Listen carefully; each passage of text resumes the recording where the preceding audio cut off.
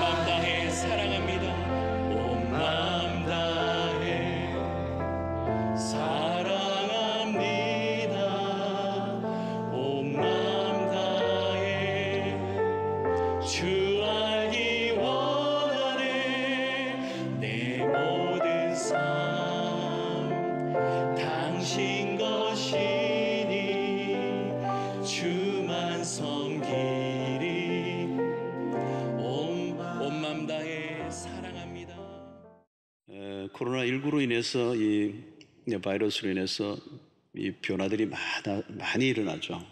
많은 분들이 그래, 뒤로는 이제 못 돌아간다. 코로나 이전으로는 못 돌아간다. 마치 BC와 AD가 나누어지는 것처럼 이 코로나가 그렇게 그래서 이제 수백만이 이제 걸렸고요. 팬데믹이 되어졌습니다. 이것으로 인해서 삶의 질이 많이 떨어졌어요. 많이 떨어지고 또 각종 정신병들이 증가하고 있는 게 사실입니다. 그래서 우울증도 더 많아지고 공황장애, 또 불면증, 불안정세, 또 분노 조절 장애자들도 나오고 있습니다. 막 폭발하고 있습니다. 이런 가운데서 가정도 위기를 맞을 가능성이 있습니다. 실제적으로 이혼율이 높아질 가능성이 있습니다. 이때 가정에 대한 메시지를 우리가 좀 살펴보려고 합니다. 다른 메시지를 전하고 싶은 게 많은데 오리기도 하고, 그래서 가정에 대한 메시지를 통해서 본래 하나님이 의도하셨던 가정의 원형으로 돌아가는 일들을 우리가 좀 생각해 보려고 합니다. 가정이 참 하나님의 걸작품이고 하나님의 그 축복의 그런 통로인데 이 가정이 훼손이 됐죠. 많이 훼손이 되었습니다. 요즘 이 코로나 바이러스가 침투해서 어떤 생명을 잃게 하는 것처럼 이 가정이 본래 하나님이 의도하셨던 그 가정이 훼손된 이유는 죄라고 하는 바이러스가 침투한 거죠. 지난 주간에 창세기 3장을 통하여 가정이 깨어지게 되는 그 한가운데 죄가 있고 그 죄의 특성이 이기심이라고 그랬습니다. 이것은 관계를 깨는 아주 핵심적인 요인이 이기심이다. 그 이기심을 깨뜨리는 힘은 복음에 있고 십자가에 있고, 그것을 통하여 우리 이기심을 극복해서 이 자아중심에서 이타적 삶으로 계속 옆으로 이동해 나가는 이 삶이 우리의 가정을 세우는 매우 중요한 요소가 된다고 살펴보았습니다. 우리가 생각하는 것처럼 이렇게 죄라고 하는 바이러스가 굉장히 치명적인 아주 많은 것들을 깨뜨리는 파괴력을 갖고 있습니다. 그리고 이 죄는 아름다운 것들을 아주 추한 것으로 바꿔 놓았죠. 가정이라고 하는 것도 얼마나 아름다운 것입니까? 하나님이 만드신 아름다운 것이죠. 성이라고 하는 것도 매우 아름다운 것인데 그걸 다 왜곡시켜 버렸습니다. 그래서 우리는 이 가정의 문제를 해결하려면 죄를 다루지 않으면 안 된다는 건 죄. 우리 흔히 병이 걸리면 그 병의 증상보다는 원인을 먼저 파악을 해야 되죠. 원인이 무엇인지를 모르면 안 되는 거죠. 열이 난다고 해서 무조건 해열제를 먹으면 안 됩니다. 열이 난다고 해열제를 먹으면, 이번에도 보니까 바이러스 걸렸는데 해열제를 먹고 공항에 비행기를 탔단 말이죠. 우선은 통과했는데 사실은 그게 해결되는 게 아니죠. 열이 나게 하는 원인을 찾아내야 하는 겁니다. 증상보다 원인을 해결해야 하는 거죠. 왜 가정이 깨어졌는가? 이것은 뭐 단순히 가정의 깨어짐의 문제가 아니고 관계의 깨어짐인데, 그 관계의 첫 번째는 하나님과의 관계, 다르게 보면 샬롬이 깨어진 것입니다. 에덴 동산의 핵심에는 샬롬이 있는데 그 샬롬이 깨어진 것입니다. 그러니까 모든 관계가 깨어지고 망가져 버렸어요. 미워하고, 미워한다, 다툰다, 분노한다, 이런 건 증상들입니다. 저 사람은 왜 저리 화를 내? 증상을 우리가 다루는 거죠. 근데 왜 저 사람이 자꾸 화를 내는지에 대한 그 근원적인 문제를 찾아내지 않으면 해결이 안 되는 것입니다. 아담의 범죄 이후에 관계를 맺으며 살아가는 게 어렵게 되었습니다. 하나님과의 관계가 깨어지고 샬롬이 깨어지면서 어떤 관계도 쉽지 않아졌다는 거예요. 뼈 중에 뼈요 살 중에 살이라고 하는 그 관계가 아주 험악한 관계가 되고 말았습니다. 그러므로 이제 건강한 가정을 이루기 위해서는 많은 에너지가 필요해요. 많은 에너지가 필요해요. 특별한 하나님의 은혜가 임하지 않으면 건강한 가정, 행복한 가정을 이룬다는 것은 어려운 것입니다. 많은 젊은이들이 막 꿈에 부풀어서 결혼을 하죠. 뭔가 아름다운 가정을 이루겠다는 꿈을 꾸고 시작을 하지만 그 꿈만으로는 안 되는 겁니다. 꿈은 산산조각이 날 때가 많아요. 행복이 우연히 오지 않을 뿐만 아니라 또 온 행복을 유지하는 것도 쉬운 일이 아니라는 거죠. 많은 사람들은 신혼여행을 생각하고 몰디브 같은 데 가서 휴양지에서 즐기는 게 결혼인 것처럼 생각하지만 그것보다는 오히려 이 결혼은 에베레스트로 오르는 것 같아요. 등정하는 겁니다. 수없는 사람들이 잘못하면 조난을 당하고 길을 잃어버리고 벼랑 끝에 서게 되고 그런 것이라는 거죠. 많은 대가를 치르지 않으면 가정을 지켜내기 어려운, 이것이 바로 죄로 인하여 찾아온 하나의 결과입니다. 그래서 우리는 하나님이 본래 의도하셨던 가정이 어떤 가정인가, 또 어떻게 회복해야 될 것인가를 우리는 창세기 3장에서 특별히 그 원형을 살펴보게 됩니다. 5절을 보면 너희가 그것을 먹는 날에는 너희 눈이 밝아져 하나님과 같이 되어 선악을 알 줄 하나님이 아심이니라. 여기 보면 너희 이 마귀가 하와에게 유혹한 얘기죠. 이걸 먹어라. 선악을 알게 하는 열매를 먹게 하고 나무의 열매를 먹게 하고 이걸 먹으면 너 눈이 밝아진다. 그리고 하나님과 같이 될 것이다. 여기 동격입니다. 눈이 밝아지는 것과 하나님과 같이 되는 게 이 동격으로 사용되고 있어요. 눈이 밝아지면 하나님이 된다는 거예요. 선악을 아는 것, 선악을 알게 되는 것도 이 하나님을 동격으로 다루고 있습니다. 자, 그러면 이 선악을 알게 하는 나무의 열매를 먹었다는 것은 무엇을 의미합니까? 인간이 선과 악을 구별하는 지식을 가진다는 것은 어떤 것이죠? 여기서 매우 중요한 것은 하나님을 아는 지식보다 선악을 구별하는 지식을 더 위에 둘 때 문제가 생긴다는 거예요. 비극적인 일이 여기에서 일어납니다. 선악에 대한 기준이 하나님이 아니고 인간 자기 자신이 되는 순간 불행이 찾아오는 겁니다. 하나님이 기준이 아닌 자신의 기준과 판단으로 모든 것을 판단할 때 거기에서 전쟁이 벌어지는 거예요. 여러분, 아담과 하와는 선악과를 따먹은 이후에 어떻게 되죠? 상대를 서로 바라보는데 불편하기 시작해요. 그게 7절입니다. 이에 그들의 눈이 밝아져 자기들이 벗은 줄을 알고 무화과 나무 잎을 엮어 치마로 삼았더라. 이전에는 그런 게 없었어요. 그런데 선악을 알게 하는 나무를 먹은 이후에 서로를 바라볼 때 불편한 겁니다. 그러니까 이제 옷을 가리기 시작한 겁니다. 이전에는 서로 사랑스러운 얼굴로 바라보았어요.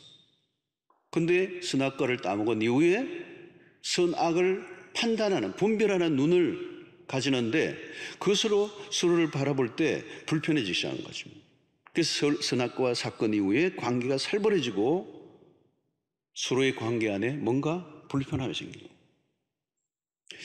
자, 이것은 아담과 하와의 관계만이 아니에요. 곧 그의 아들 가인이 아벨을 판단하고 정죄합니다. 그리고 아벨을 돌로 쳐 죽이죠. 이 가정사의 비극이 여기서 출발합니다. 선악과 이후에 일어난 정상입니다. 가까운 관계 안에서 판단하고 정죄하는 마음이 일어났다는 거예요. 선악과의 영향은 구체적으로 드러납니다. 자신의 연약함을 보지 못하고 상대방의 약점에 눈이 밝아지는 거예요. 이게 이제 불행의 아주 원인이 됩니다. 자신의 모습보다 상대에 대해서 눈이 밝아지면 비극이 된다는 거예요. 여러분, 우리는 사람들을 비판을 많이 합니다. 비판을 많이 해요. 비판한다는 말은 내가 누군가를 비판할 때 자신이 신의 자리에 앉은 거예요. 내가 하나님의 위치에 서는 겁니다. 남을 비판할 때. 다른 사람을 비난하는 순간 그게 선악을 알고 하나님과 같이 된다는 말은 뭘까요? 교만해진다는 거예요. 교만은. 다른 사람을 비난하는 순간 교만의 죄를 짓는 것입니다. 그래서 아담의 후에는 다른 사람의 문제를 지적하고 들추어내는 일을 좋아합니다. 싸우는 과정을 보십시오. 상대의 약점에 대해서 맹공을 퍼부어요. 그죠? 어떤 데는 잊어버릴까봐 메모까지 해가면서. 자신을 보호할 뿐만 아니라 상대를 공격하기 위해서 나를 세우는 겁니다. 그 전쟁이 벌어지는 거죠.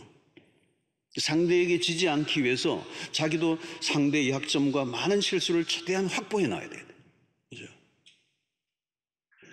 상대가 상처가 많은 관계들 안에 보면 서로에 대한 판단과 정죄가 가득 차 있습니다.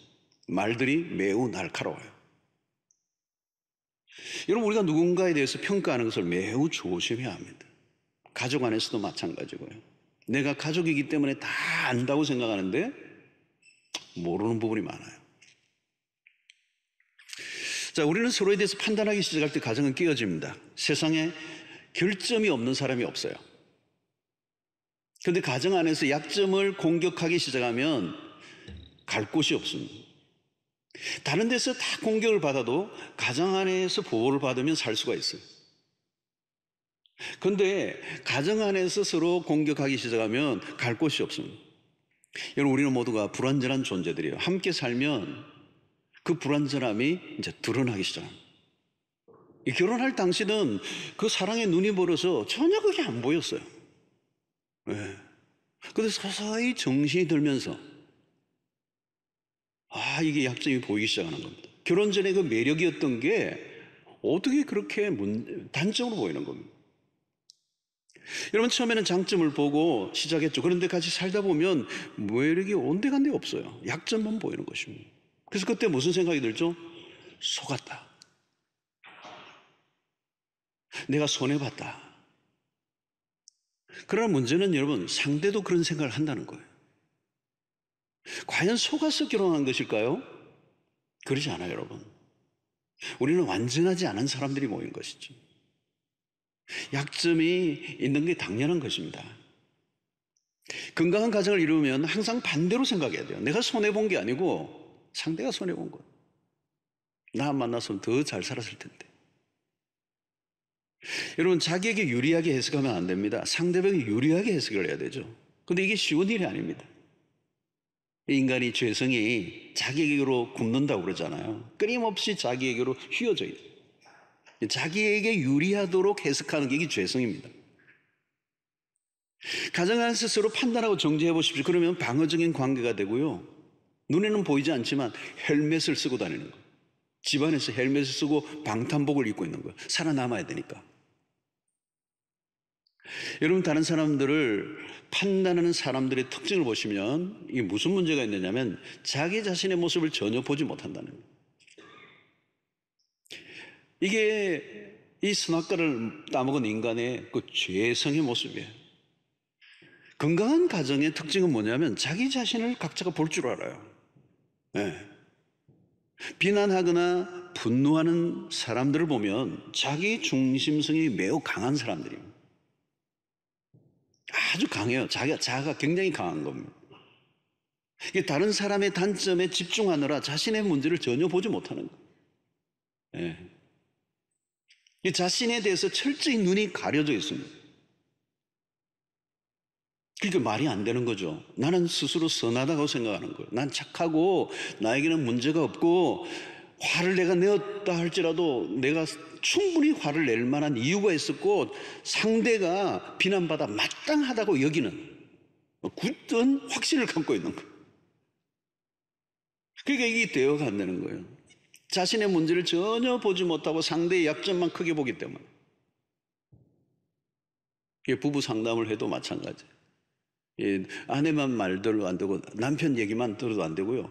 각자의 이렇게 말을 들어봐야 돼요. 근데 나중에 전혀 다른 얘기를 해요. 전혀 다른 얘기를. 여러분, 결국은 비판을 잘하는 사람들은 변화가 일어나지 않아요. 늘 다른 사람의 변화를 촉구하죠. 그리고 자신을 방치해 놓은 상태로 있습니다. 그리고 말씀을 들을 때도 자기에게 적용하지 않아요. 그래서 설교를 막 듣다가 가끔 지금은 이제 사회적 거리두기가 있어서 옆구리를 못 찌르겠습니다만은 남편이 눈 감고 있으면 한 번씩 확 이렇게 치면서 지금 저 얘기를 당신이 들어야 된다는 거. 그 여기 서 있으면 그게 보여요. 옆구리를 치는 것까지 보여요. 그리고 가끔 이제 멀리 쳐다보는 거죠. 김 집사가 이거 들어야 되는데 그거 왔나냐는 거죠. 산부에 왔나 하는 거죠. 이 자기에게는 적용을 전혀 하지 않아요. 자기를 돌아보지 못해요. 이 비난하는 사람들의 특징이에요. 전적으로 외부로 향해져 있어요. 시선이. 이러면 대화가 안 되는 겁니다. 변화가 일어나지 않고 갈등은 깊어지는 거. 접촉점이 없어지는 거. 여러분, 우리가 십자가 안으로 들어가 보면, 그죠? 복음이란 뭘까요? 복음이란 나를 부정하고 상대를 인정하고 세워주는 것이거든요. 그죠? 그리스도께서 우리를 살리기 위해서 기꺼이 죄인이 되시고 우리를 위해 죽으셨어요. 죄인이 아니심에도 죄인과 같이 되셨다는 거죠. 이게 십자가예요, 십자가. 그죠? 십자가 안으로 깊이 들어가면 하나님 우리를 더 이상 정죄하지 않으시고 우리를 품어주시고 우리를 받아주시고 우리가 얼마나 복음 안에서 존귀한 자인가를 알려주세요. 그래서 이 복음이 중심이 된 가정은 비판과 정죄가 아니라 기꺼이 상대를 세워주려고 하는 것입니다. 비판 대신에 격려를 하는 거죠. 판단을 거치고 사랑을 베풀려고 하는 거예요. 그 상대의 약점이 보이면 그 상대의 약점을 오히려 내가 품으려내고 하는 거예요. 이게 복음의 정신이에요. 그리고 여러분, 우리가 자세히 보면 단점이 있긴 하지만 장점도 있거든요. 근데 단점을 계속 보다 보니까 장점이 보이지 않은 거예요. 네. 누구에게나 장점이 있습니다. 근데 자꾸 단점만 찾아내려고 하다 보면 판단하고 정죄하게 되는 거예요. 여러분, 불평하려고 하면요, 끝도 없어요. 마음에 안 드는 것이 자꾸 눈에 띄고 그게 자꾸 늘어나고 그리고 계속 비판하고 정죄하다 보니까 이제 합의점을 찾을 수가 없는 것입니다. 자, 오늘 우리가 이 가족 관계 속에서 우리가 배우자에 대한 어떤 기대가 채워지지 않을 때 우리는 실망하고 원망과 불평을 드러놓게 됩니다. 근데 특히 여러분, 남편들은 사람이 나빠서라기보다 몰라서 하는 경우들이 참 많아요. 제가 보니까 무조건 못한다고 비난하지 말고 창조적인 제안을 개발해 볼 필요가 있어요. 특별히 여러분, 남자들에게는요, 구체적으로 말해주지 않으면 잘 모르는 것들이 있더라고요. 남녀의 의상소통법이 서로 달라요. 남자들에게는 특별히 명료하게 이야기해줘야 돼요. 애매하게 돌려서 말하면 잘 모릅니다. 예를 들면 뭐 오늘 날씨가 좀 이런데 분위기가 커피가 좀 마시면 좋을 듯한데 이런 얘기하면 안 되고요. 구체적으로 커피 한 잔을 지금 당신과 함께 저 건너편에 있는 저 카페에서 한 잔 마시고 싶다, 이렇게 얘기해야 돼요. 여기 남자들이 그러면 가자 그래요. 근데 구체적으로 말하지 않으면 몰라요. 그러니까 아내들은 이래요. 내가 몇 번이나 사인을 줬는데도 어떻게 그렇게 눈치를 못 채냐 그래요. 이해가 안 된다는 거예요. 이해가 안 돼. 내가 몇 번이나 사인을 줬는데 그걸 못 알아차리느냐는 거예요. 여러분, 남편들을 시험에 들게 하지 마세요. 정확하게 얘기를 하세요. 예. 당신이 나를 사랑한다면 알아서 착착 좀 해주지 그래. 내가 꼭 말해야 돼? 말해야 됩니다. 귀에다 대고. 그것도 여러분, 여성분들은 멀티타스커가 된다고 그러잖아요. 찌개 끓이면서도 TV 보면서도 뜨개질 하면서 몇 가지 다 한다고 그러잖아요. 남자분들은요, 하나만 해요. 하나만. 뭘 하고 있는데 지나가면서 얘기하면 못 듣습니다. 내가 지나가면서 몇 번 얘기했는데 못 듣습니다. 남자들은 하는 한 가지에 집중하는 거거든요. 자, 여러분, 사실은 우리가 행복이 멀리 있는 것 같지만 멀리 있지 않아요. 복음을 우리의 중심에 모셔드리면 우리의 삶의 태도가 달라져요. 복음은 공격하기보다 품는 거죠. 단점을 열심히 지적한다고 변하지 않는 거거든요, 여러분. 하나님 우리를 향하여 단점을 지적하고 우리의 문제를 지적하고 우리를 어디론가 데려가기 위해서 우리를 그렇게 닥달하시는 하나님이 아니었어요. 모자라고 단점 많고 문제 많고 죄 많고 실수 많은 우리를 위하여 이 땅에 오셔서 우리 대신하여 대신 죽으신 분이세요. 우리를 공격하고 심판하고 정죄하신 하나님이 아니시라는. 여러분, 십자가에 답이 있습니다. 아담의 본성을 거슬리려고 하면 복음이 필요해요. 성령이 우리의 마음을 다스려 주셔야 되고 하나님의 은혜가 임해야 돼요. 하나님이 주시는 은혜의 힘을 얻지 않으면 우리는 끊임없이 상대방의 약점에, 단점에 눈이 밝아져 그것을 공격하고 그가 괴로워하는 것으로 인해 오히려 기뻐하는 이런 삶을 살게 된다는 거예요. 여러분, 이 힘든 가정을 보시면 서로 굉장히 첨예한 대립을 하고 끊임없이 상대의 약점과 문제를 공격하는 일에 일관되어서 전쟁터와 같은 삶을 살아가는 거예요. 여러분, 복음 안에 들어가면 남의 문제가 아니라 배우자의 문제가 내 문제를 보기 시작하는 겁니다. 여러분, 은혜를 받으면 비판의 눈이 긍정적인 눈으로 바뀝니다. 생각보다 함께 살고 있는 아내와 남편에게 놀라운 장점이 있다는 걸 깨닫게 돼요. 여러분, 이 숨겨진 보석들이 있습니다. 여러분, 우리 교회에서도 사역자들 이렇게 보면서 다 각자가 다 달라요. 어떤 스탠다드 기준을 가지고 막 평가하면 점수를 내려고 하면 힘들어지고, 저 목사님에는 저게 좋은 점이 있구나. 좋은 점을 자꾸 찾아내려고 노력해야지 제가 오래 살아요.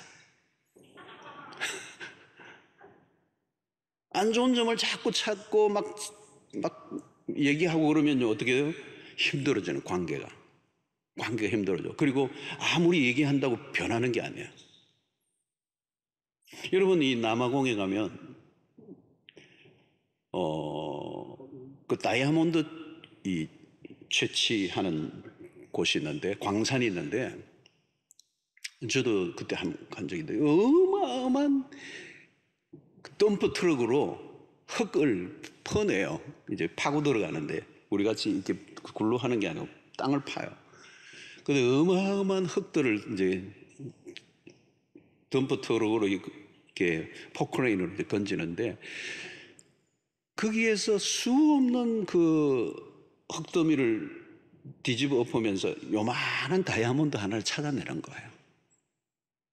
그 다이아몬드 하나, 조그마한 조각을 하나 찾기 위해서 어마어마한 흙더미를 뒤집어 써야 돼요. 그리고 오랜 시간이 걸리고 노력을 해야 되고 땀을 흘려야 된다는 거예요. 그런데 그렇게 땀을 흘리고 흙을 파내고 노력을 했는데 그건 고생이죠, 그죠? 그런데도 보석 하나를 발견하면 어때요? 기뻐하는 거예요. 그 하나를 발견해내기 위해서 대가를 지불하는 거죠. 이건 우리의 가족 관계 속에서도 마찬가지예요. 우리 자녀들을 향해서도 마찬가지고. 그 보석이 있는 거죠. 보석이 있는 거. 우리 자녀들도 보면 말 안 듣고 공부도 잘 못하고 하는 것 같지만 그러지 않아요. 그 아이들 안에는요, 놀라운 보석이 있어요. 그 인생을 빛나게 해줄, 그 하나님의 영광을 드러낼, 하나님의 형상으로 지원받은 인간에게 숨겨져 있는 기가 막힌 그 하나 있는 거죠. 그걸 발견해내는 거예요. 교육자들도 그거 일을 하는 거죠. 그 아이에게 있는 보석, 찬란하게 빛나는 보석을 찾아내고 그걸 닦아주고 드러나게 하는 거예요. 여러분, 우리 배우자의 관계도 마찬가지예요. 남편의 단점만 보기 시작하면 안 돼요. 그 안에 무슨 보석이 하나 있는 거죠. 보석이. 우리 남편은 이게 있어요. 이거 진짜예요, 진짜. 아내에게도 마찬가지예요. 그런 게 있는 거죠. 여러분, 우리가 배우자의 단점만 보면 그것은 불행한 일입니다. 하나님은 각 사람에게 보석을 숨겨놓았어요. 예. 그 보석을 찾아 나가는 과정은 매우 어려운 시간일 수도 있어요. 어떤 사람은 그 보석이 잘 안 보여요. 어떤 분은 20년 살았는데도 보석은커녕 전혀 정반대의 것이 보이는 거. 보석이 아니라 막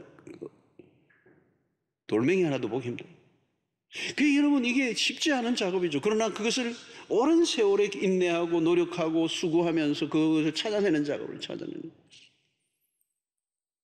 십자가로 가정의 치유를 받아야 관계가 회복되면 십자가 안에서 많은 문제들이 저절로 해결되는 것을 경험하게 됩니다. 하나님 우리에게 베푸신 사랑이 어떤 것인지, 우리가 사랑할 만해서 사랑한 것이 아니라는 거죠. 문제투성이었는데도 불구하고 하나님 우리를 그 문제만 바라보지 않고 우리에게 있는 그 존귀함을 바라보시고 대신 십자가에 죽으시는 거예요. 베드로를 부르셨을 때 그 단점이 많은 사람에도 불구하고 그의 미래를 보시고 그 이름을, 새로운 이름을 지어주셨잖아요. 여러분, 하나님의 이 가분한 사랑을 받는 자는 성품의 변화가 일어나고 대인관계의 변화가 일어나고 관대해지는, 이 복음을 경험하면 관대해지는 겁니다. 나에게 얼마나 많은 용서를 베풀어 주셨는지를 경험하고 나면 나도 용서를 베풀게 되는 것이죠. 하나님은 우리의 행위대로 심판하지 않으십니다.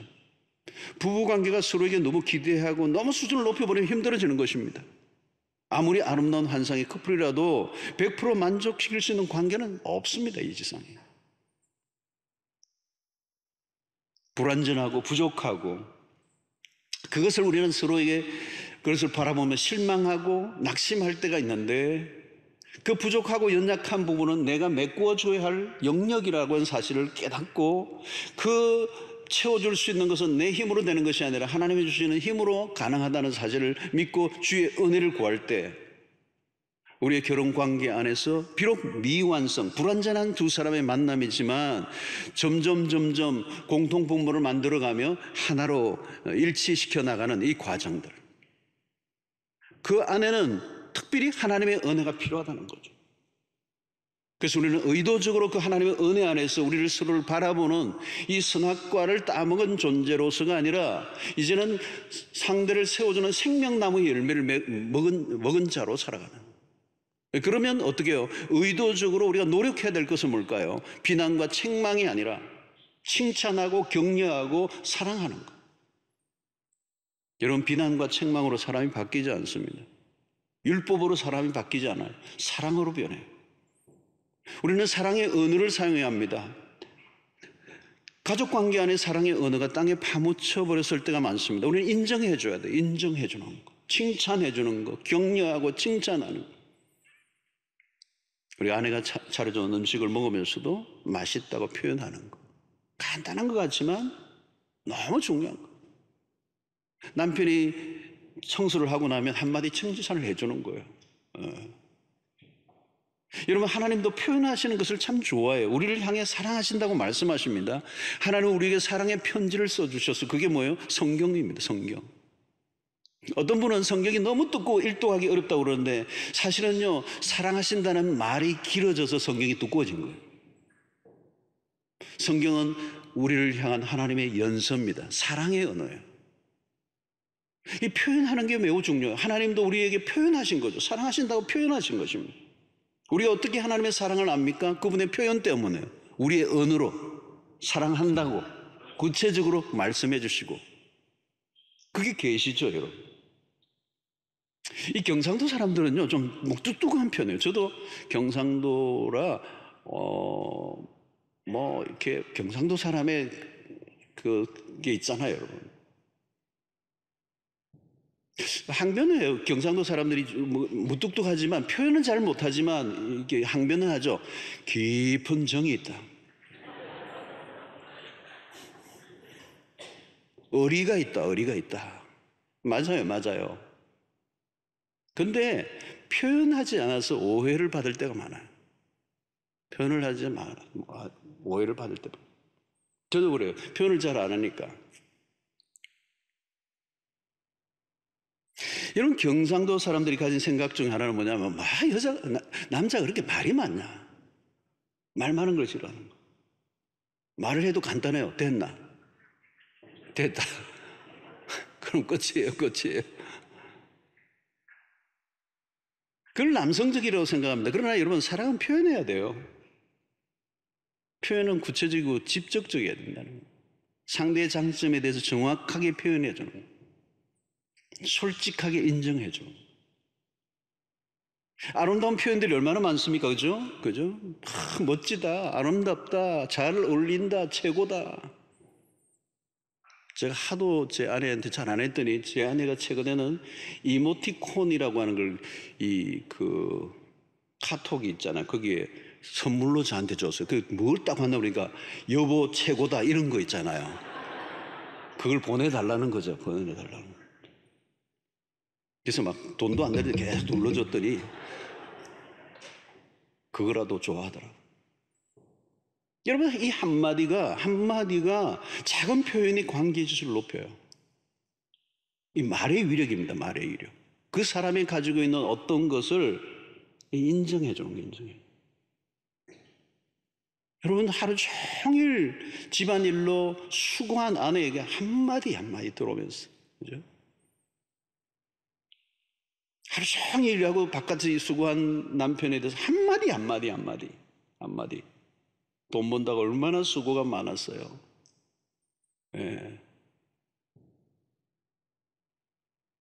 그런 말은 안 하고, 돈도 못 벌면서 왜 이렇게 늦게 다녀?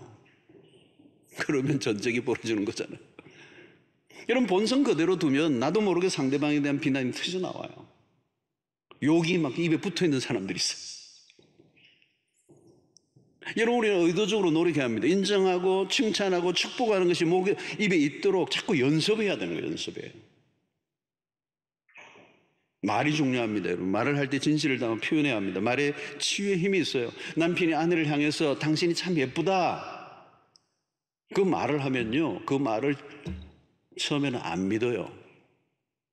근데 자꾸 해보세요. 자꾸 하면요, 믿습니다. 아멘. 그래요. 아멘. 아내도 마찬가지입니다. 남편을 향해 계속 얘기하세요. 멋지다고. 그러나 여러분, 처음에는 어색하지만 듣고 싶어요. 자꾸 해보세요. 이 부부간의 말은 강력한 힘을 가지고 있고요, 가족관계 속의 말은 메가톤급이에요. 메가톤급.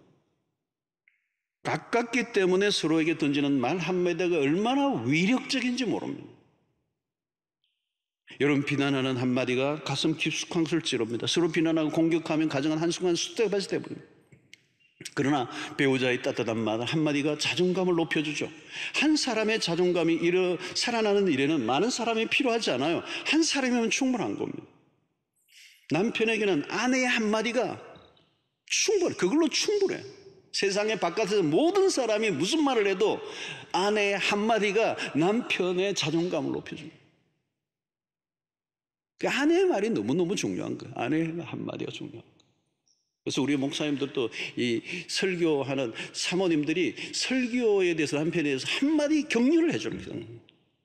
그런데 반대로 하는 경우가 많아요. 그게 설교냐고. 그러면 이제 성도가 다 앉아있는데도 사모님만 이렇게 보면서 이제 설교를 하는 거예요. 주눅이 들어가서 설교가 안 돼. 또 들어가면 그게 설교냐 그럴까봐 설교가 잘 안 되는 거예요. 여러분, 한 사람의 칭찬이 너무너무 중요해요. 남편의 한마디가 아내의 자존감을 결정하는 거예요. 모든 것을 결정하는 거예요. 모든 사람이 무슨 말을 하더라도 그 남편과 아내의 그 한마디가 한 사람의 그 자존감을 높여주고 영광스러운 자리로 세워놓을 수 있는 이런 것이죠. 이것은 가정만이 아니에요. 우리의 모든 관계 안에서 마찬가지입니다.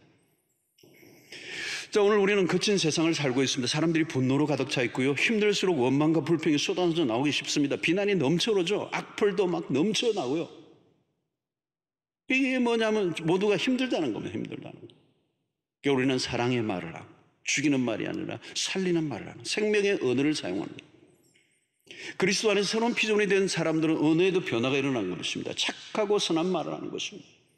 선악을 분별하는 것은 하나님이 하십니다. 우리에게 필요한 것은 선악을 알게 하는 지식이 아니라 하나님을 아는 지식이 필요해요. 하나님이 배제된 선악을 분별할 수는 없습니다. 우리는 누군가를 판단하려고 하는 마음이 생기면 하나님을 더 알려고 힘을 써야 돼요. 최고의 지식은 하나님을 아는 지식입니다. 하나님을 아는 지식이 없는 상태에서의 판단은 위험해요. 그래서 내가 누군가에 대해서 판단하려고 하는 마음이 생기면 그 순간 우리는 그 판단을 멈추고 하나님에게 대해서 더 관심을 가져야 돼요. 하나님을 더 알아가는, 하나님을 더 알아가기 위해서는 어떻게 돼요? 하나님의 말씀을 보는 것입니다. 그래서 하나님을 아는 지식이 충만할 때, 그때에 우리가 다른 사람을 바라볼 때 우리의 태도는 달라지게 되는 것입니다. 하나님보다 자기의 알미 우상이 되면 사고를 치게 되고, 다른 사람을 판단하게 되면 그것은 결국은 사람을 살리는 것이 아니라 죽이는 일을 하게 되는 것입니다. 그러므로 다른 사람을 비난하는 사람은 스스로의 관계가 하나님과의 깨어졌다는 사실을 말하는 것이고, 그리고 하나님의 기준에서 벗어나 자기 임의로 다른 사람들을 판단하고 정죄하는 죄를 범하게 되는 것입니다. 여러분, 하나님만이 선악을 분별할 수 있습니다. 인간은 선악을 온전히 분별할 능력이 없어요. 다른 사람을 판단하는 죄는 큰 것입니다. 내가 보기에는 옳아 보이지만 아닐 수 있고요. 내가 보기에는 아닌 것 같지만 옳을 수도 있어요. 오늘 우리는 자기 의만 주장하는 바리새인들을 잘 알고 있습니다. 자기들이 가장 의롭다고 여기고 산 사람들. 그런데 주님은 그들에게 심각한 책망을 하셨습니다. 바리새인들은 교만했죠. 세리와 비교하는 걸 좋아했습니다. 무슨 교만이에요? 이 교만은 무지에서 나옵니다. 종교적 열심으로 자신들을 증명하려 했지만 사실은 자신을 속이는 일인 줄 몰랐던 겁니다. 자기가 옳다는 것을 주장하기 시작하면 상대를 죄인으로 몰아세우는 것입니다. 예수님은 그러지 않았어요. 자신의 의로움을 주장하기보다 죄인이 되어서 죽으심을 선택하셨습니다. 여러분, 바로 그 가정에서도 이 일이 일어나야 돼요. 내가 살기 위해서 상대를 죽이는 것이 아니라 상대를 살리기 위해서 내가 죽는 일을 선택하는 거예요. 바로 그것이 가정 안에서. 여러분, 가정 안에서는 서로 잘남을 격려하는 장이 아닙니다. 내가 더 높아지고자 애를 쓰는, 그래서 상대를 주눅들게 하는 것이 되어서는 안 돼요. 서로를 높여주는 것입니다. 빌립보서 2장에 있는 것처럼 나보다 남을 낮게 여기고 아내는 남편은 아내를 더 낮게 여겨주는, 우리는 가정 안에서 너무도 서로를 무시하고 낮춰버리고 상처를 주는 거예요. 그게 아니에요, 여러분. 가정 안에서 그리스도의 겸손이 필요한 것입니다. 낮추는 것이죠. 상대를 높여주는 겁니다. 여러분, 상대를 높여주면 나는 낮아지는 것입니까? 아니에요. 반대예요. 상대를 높여주는, 배우자를 높여줄수록 내가 높아지는 것입니다. 낮아질수록 어때요? 나는 낮아지는 것입니다. 상대를 존중히 여기는 것이 내가 존중히 여김을 받는 비결이라는 것이죠. 그러므로 우리의 관계 안에 중심에 뭐가 있어야 돼요? 십자가가 있어야 된다는 거예요. 십자가의 정신만 붙잡고 있으면 우리의 가정은 살아날 수 있다. 상대의 약점을 덮어주고자 합니까? 아니면 덜추어내고자 합니까?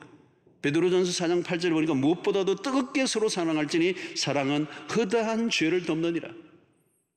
십자가를 통하여 우리가 얼마나 사랑받은 존재인가를 충분히 경험했다면 이제는 남을 판단하고 정죄하는 선악을 알게 하는 나무의 열매를 먹은 자가 아니라 다른 사람을 축복하고 칭찬하고 격려하는 말을 하는 생명나무 열매를 먹은 자의 삶을 살아야 되는 것입니다.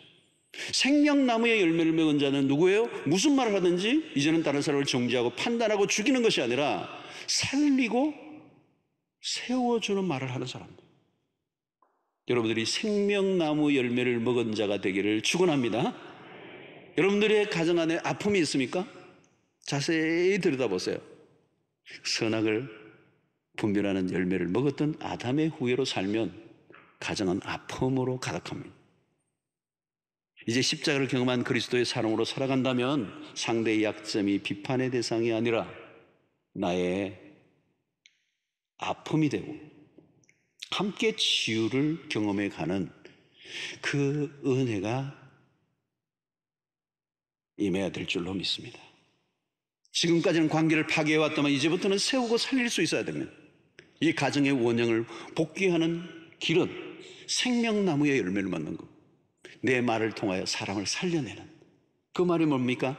격려하고 위로하고 인정하고 사랑하고 축복하는 말을 하는 것.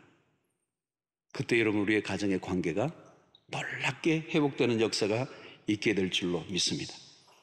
세상이 점점 어려워져 가고 있습니다. 가정이 회복되어야 합니다. 세상이 다 힘들어도 가정이 쉘터의 역할을 해도 피난처가 되는, 가정에서 위로를 받고 회복되고 다시 무장하여 세상을 향해 나갈 수 있는 이 전초 기지가 되어져야 돼요.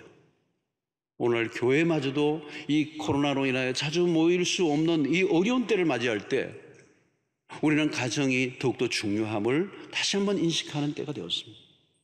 여러분, 이 가정은 하나님 우리에게 주신 놀라운 축복의 도구고 어쩌면 우리에게 이 선악을 알게 하는 나무로 인하여 죽어가는 이 시대 가운데 생명나무의 열매를 먹게 하는 것이 바로 가정이에요. 이 가정 안에서 우리는 더 하나님의 풍성한 사랑을 경험하고 우리의 깨어진 자상이 원상으로 회복되고 사랑하고 축복함으로 새로운 에덴을 경험하게 만드는 그런 일들이 여러분들의 안에 있게 되기를 축원합니다. 어려운 일이에요. 쉬운 일은 아니에요. 그렇다고 불가능한 일은 아닙니다. 우리의 가정에 주님을 모셔드리고 십자가가 중심에 놓여 있고 그 생명나무의 열매를 따먹으며 서로를 향하여 단점보다는 장점을 바라보고 끊임없이 칭찬하고 끊임없이 사랑을 고백하고 끊임없이 격려하고 축복하는 이 훈련, 여러분 이것도 훈련하셔야 돼요. 안 하다 보면요 안 나와요. 연습해야 되는 거예요. 그 주일날도 우리가 설교 전에도 우리 옆에 사람하고 인사하세요 하면 이것도 연습이에요. 연습. 축복송 할 때도요, 축복송 하는 것도 연습이에요. 연습. 이거 우리 잘 안 돼요. 네. 근데 자꾸 축복하면서 하다 보면 이게 몸이 이거죠. 여러분 집에서도 여러분 가족들끼리도 축복해 보세요. 축복송을 부르고 같이 눈을 맞추고 해보세요. 이 가족끼리 못하는 경우들이 많다고요. 제자 훈련할 때요, 제가 호주에 있을 때 부부간에 서로 꼭 손을 잡고 축복하고 함께 서로 기도하는 것을 일주일에 딱 한 번 해오라니까 진짜 죽었으면 죽었지 못하겠다 그러더라고요. 이야, 희한한 일이 있더라고요. 그래서 숙제를 강력하게 냈더니 그 목요일날 그 훈련 하러 들어오기 전에 그 차 안에서 숙제 때문에 할 수 없이 자꾸 했다고 그러는 거예요. 이야, 숙제 안 했으면 일평생 안 할 뻔했어요. 여러분 이거 훈련하셔야 돼요. 자꾸 하셔야 돼요. 오늘 가족끼리 오신 분은 집으로 돌아갈 때 차 안에서 말고 하여튼 연습을 하시면서 생명나무 열매를 먹은 자로서 이제는 살리는 언어를 사용하고 축복하는 일에 익숙한 그리스도인의 삶을 사셔서 어려운 것 같지만요 몇 번 하다 보면 쉬워요. 너무너무 쉬워져요. 그때 하나님께서 우리의 가정 안에 우리가 상상할 수 없는 놀라운 일들을 행하실 줄로 믿습니다.